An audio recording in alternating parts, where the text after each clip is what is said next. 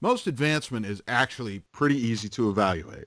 Right, like the hands-on stuff, camping, hiking, Yeah, swimming. right. That kind of stuff is pretty easy to administer and judge, don't you think? Well, right, most of it. There's a few requirements, though, that are really challenging, like Scout Yeah, that Spirit. is a judgment call, isn't it? It can be really hard to know how to evaluate The that. other two that I usually have a little difficulty with are active participation and one where you have to serve in a position of responsibility. Again, yes, they're much harder to judge.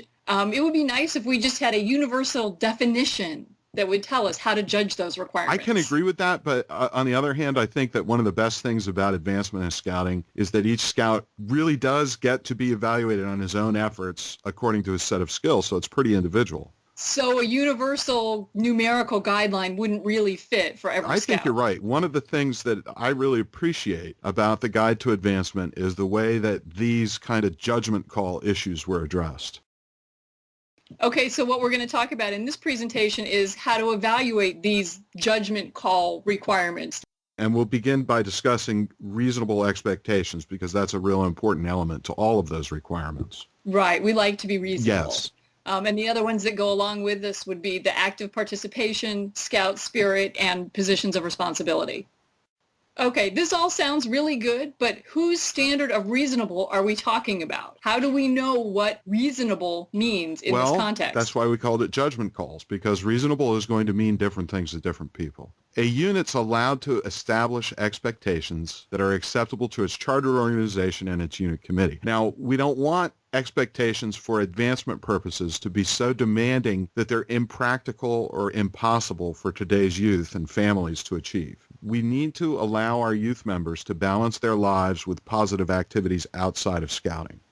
So each individual unit is going to decide what's reasonable for them and for their scouts? That's right. And ultimately, a board of review decides what is reasonable or what is not. So these expectations might be different between one unit and another unit across the country. Each unit is going to determine what works best for their youth members according to the way they administer the program. So my unit should come up with some kind of formal numbers that our scouts have to So meet. some units do find that useful, others don't. It's really up to the chartered organization and the committee. Okay, so those two groups work together to decide what's appropriate for that unit at That's that right. time. Yep. Okay. Well, what about standards for other things like parental involvement? Maybe I think it's reasonable that if a scout is in my unit, one of his parents should spend a certain number of hours volunteering with the troop. Things like that and dues payments and uniforms and things. Of course, units are going to establish expectations about that. But let's separate those from the expectations directly related to a scout's level of activity, because we're not going to consider any of those other expectations in evaluating the advancement requirement. So only the scout's own level of activity is evaluated by the board. That's right. Okay. And how do the scouts know what the board is going to expect of them? Do they find this out when they sit down for their board of review? No, these expectations need to be shared and understood by all the scouts in the unit as soon as they're established. So the scout shouldn't be surprised when he goes to have something signed off or goes to a board of review to find that there was something that was expected of him. Well, that wouldn't be very fair to the scout, would it? And he should really know and understand these reasonable expectations. Why don't we just make it easy and have national determine a percentage for attendance and participation? That's a fair question, but simply meeting a number is not really an adequate measure of the impact the program has on an individual scout. You can imagine in any given circumstance, there could be many different legitimate reasons why a scout didn't meet a numerical standard. So the National Advancement Team didn't see setting that number as being a very useful tool. So you're really letting each scout be judged in light of his own personal circumstances. That's correct, yeah. Okay. All right, so now I think I understand how reasonable expectations are determined. They're put together by both the chartering organization and the committee far in advance and communicated to the scouts. My unit can choose a quantitative standard, but we don't have to. That's right. Some units find numbers useful, but many don't. Okay. Now, you said earlier that the way we evaluate this is by the impact that it has. Can we talk about that a little bit? So when we're talking about impact, this is what we mean. Let's see how that concept and the reasonable expectations is applied to active participation. So now we're moving on to section 4.2.3.1. And the purpose of Star Life and Eagle Scout requirements calling for scouts to be active for a period of months involves this impact that we're talking about. Now, we judge a member active if his level of activity in scouting, whether high or minimal, has made an impact on the community that they're living in and in the scout's life. Okay, so we're preparing young people to make a positive difference in the world, to make an impact on society, which really can't be determined by the number of outings or meetings they attend, but it has to do with how the scout makes an impact on the world and how scouting has made an impact on the scout. You've got it. That's right. Okay, so if a scout meets the reasonable expectations that were set by his unit, then he fulfills the requirement for active participation. Yep, so long as he's registered and in good standing. Okay, but what if he doesn't meet the level of expectation that was set? Well, he can still fulfill the requirement. And how would he do that?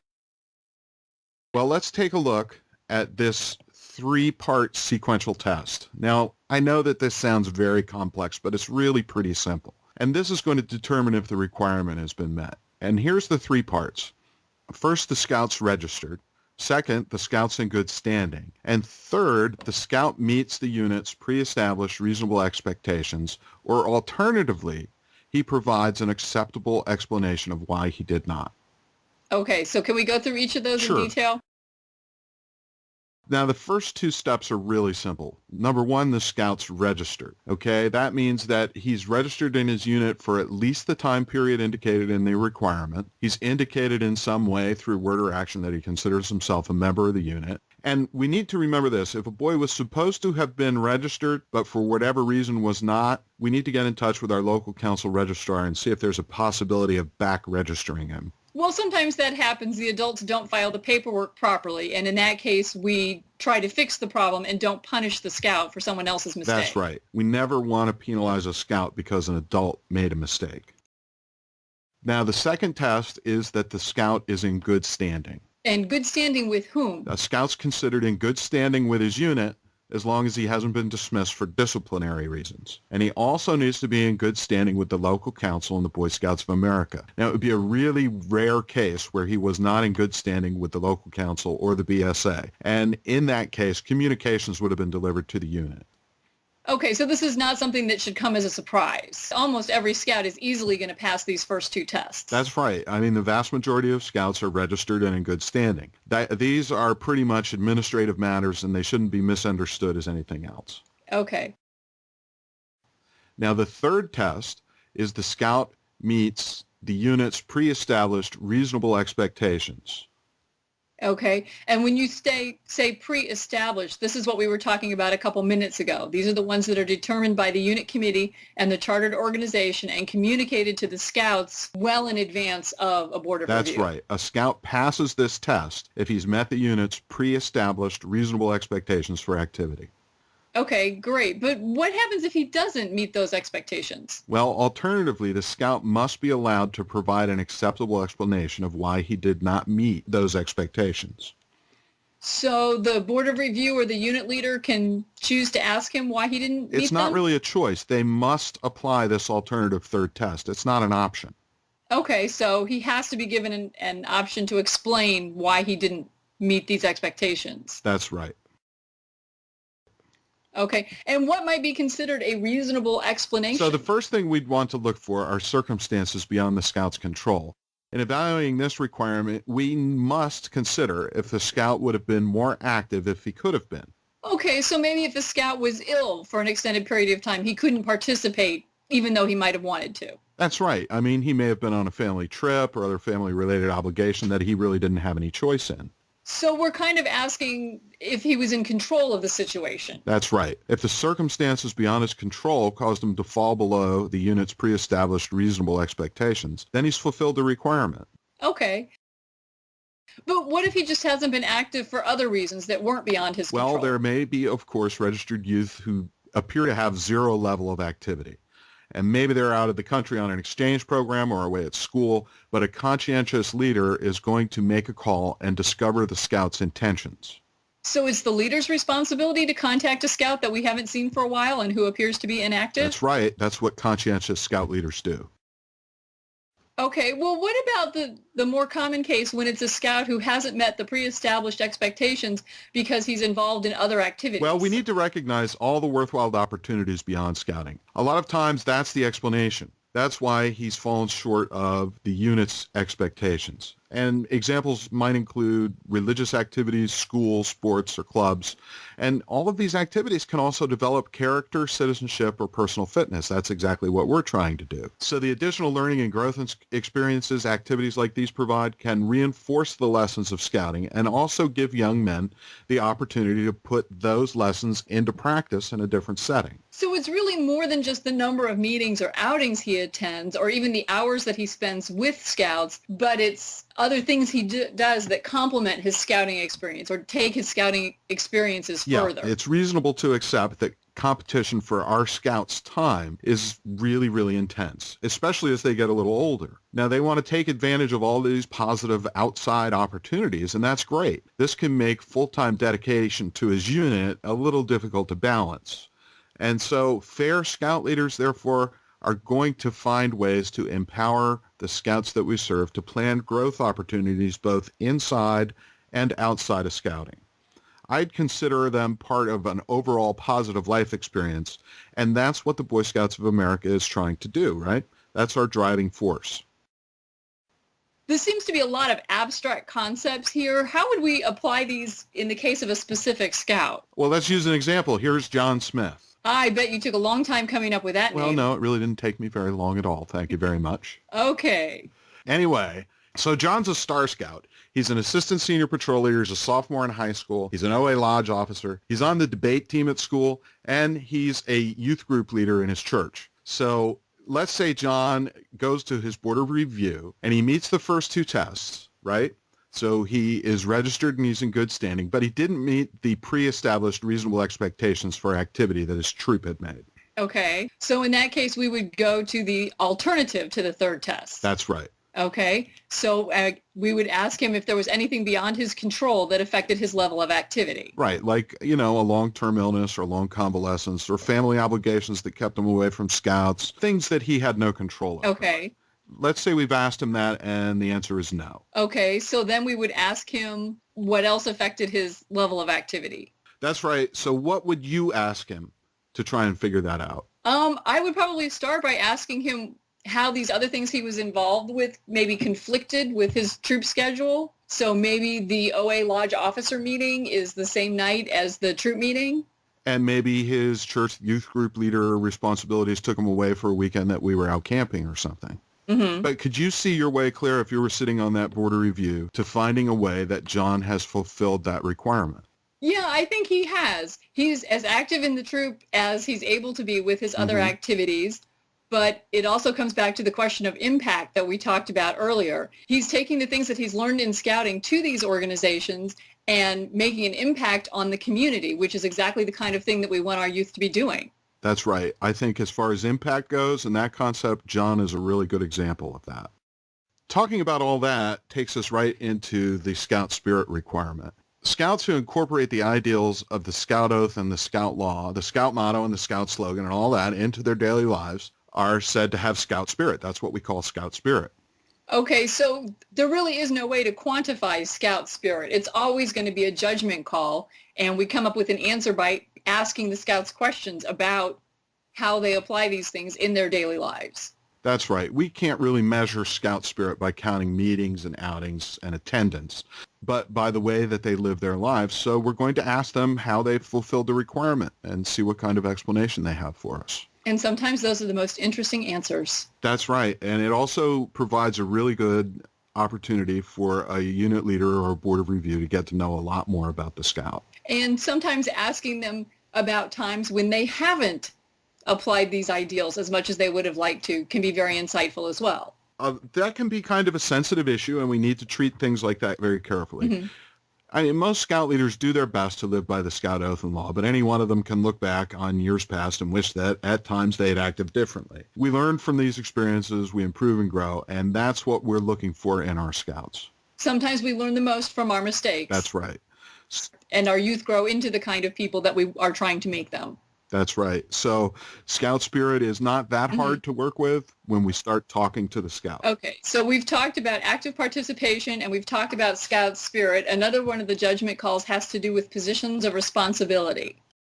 For the ranks of Star, Life, and Eagle, a Scout has to serve in a position of responsibility listed in the requirements for that rank. Does that mean he has to serve in that position for the entire time? No, he can actually serve in several different positions so long as the total term of service fulfills the requirement. So he could be a patrol leader for 2 months and then do nothing for 2 months and then be a quartermaster for another 2 months, and that would be counted as 4 months towards his position? That's right. What if he wants to get through it quickly? Can he serve in 2 positions at the same time for 3 months and count that as 6 months? No, not really. I mean, what you described would not be considered fulfilling the requirement. That, and we'd rather our Scouts focused on one set of responsibilities, so holding more than one position at the same time is discouraged. It does, yeah, it does split their focus. That's right.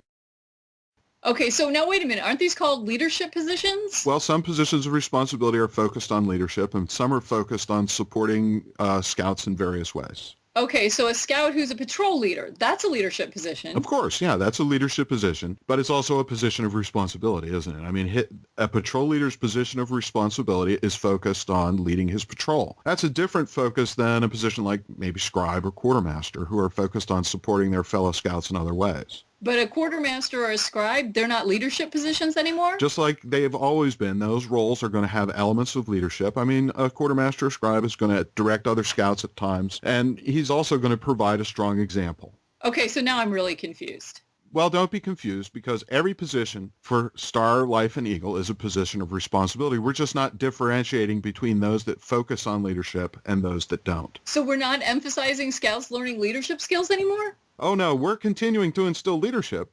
Taking and accepting responsibility is a real key foundation for leadership. Nobody can be a real leader without responsibility. The requirement recognizes that, we're all different. We have different personalities and talents and sets of skills. Some of us are destined to be leaders of the group, and others to provide quality support and strong examples, more or less behind the scenes. Okay, I think that makes more sense. So all these positions of leadership, some involve leading other Scouts, some involve more organization type things, but they all involve responsibility. So using the term position of responsibility is just a more accurate description of what's been going on in scouting for 100 years. It doesn't signal a change of direction in the program.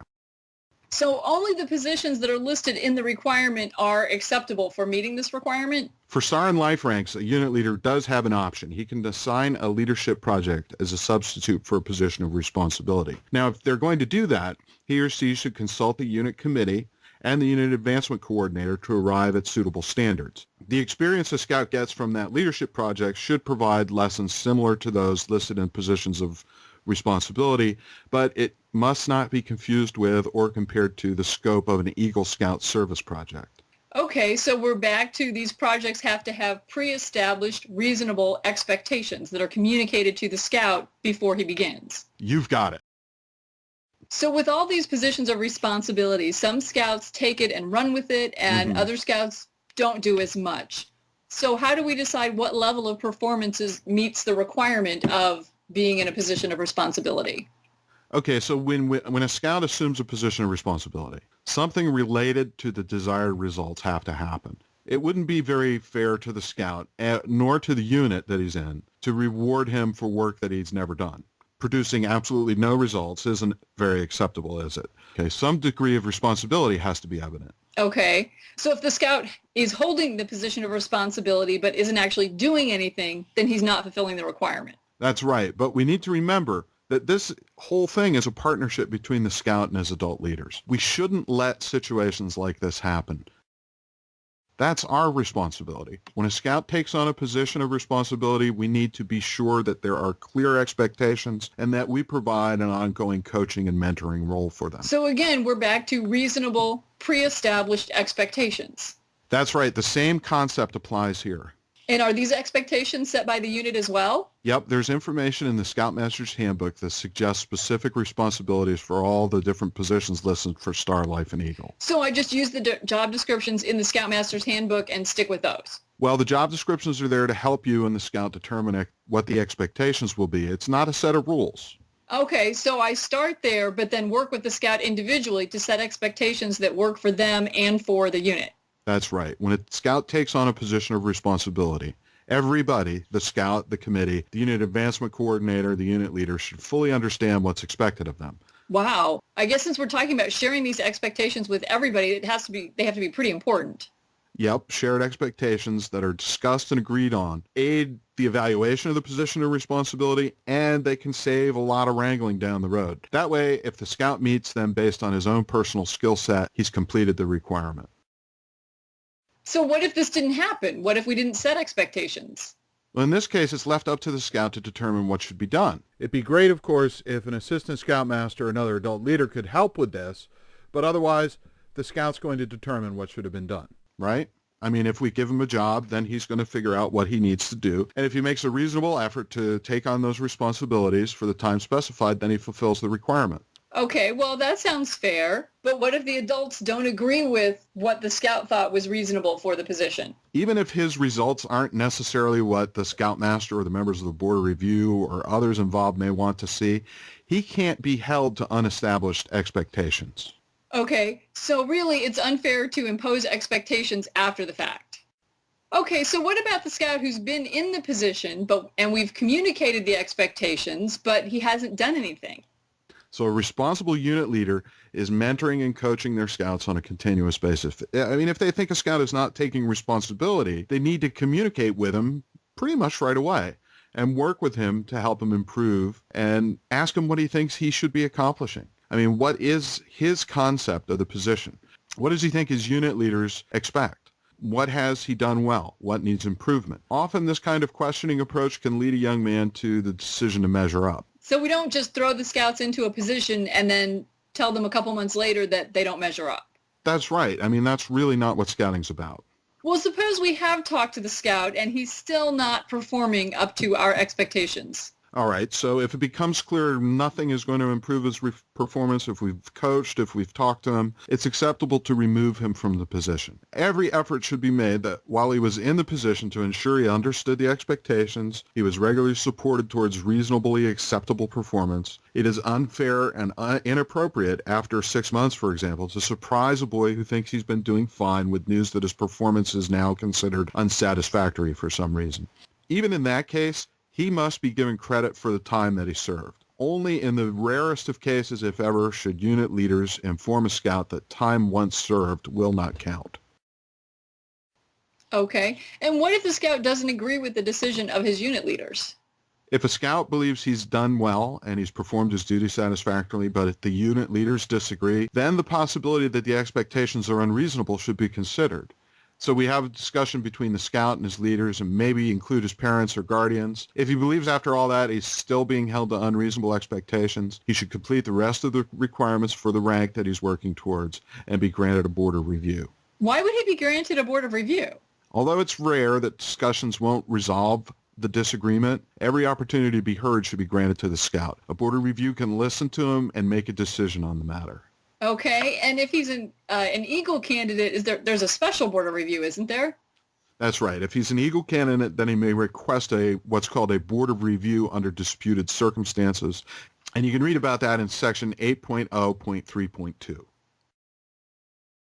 So that's the basics on how to make these judgment call kind of evaluations in advancement. So in every case, we're giving the scout every opportunity to succeed. We're telling him in advance what we're expecting of him.